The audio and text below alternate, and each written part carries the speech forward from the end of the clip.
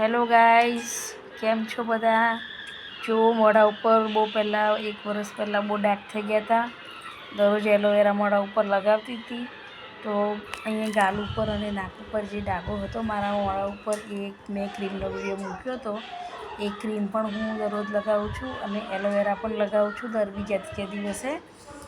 એનાથી મારા ફેસ ઉપર જે ડાઘ હતા એ નીકળી ગયા છે. તો તમે પણ દરરોજ ના લગાવી શકો તો કોઈ વાંધો નહીં, પણ અઠવાડિયામાં 2 વાર ક્યાં તો 3 વાર મોઢા ઉપર એલોવેરા ઘસી નાખવાનું, પછી અડધા કલાક પછી ધોઈ નાખવાનું. અને જો રાતે લગાવવો એલોવેરા તો તમારે આખી રાત રહેવા દેવાનું ચહેરા ઉપર.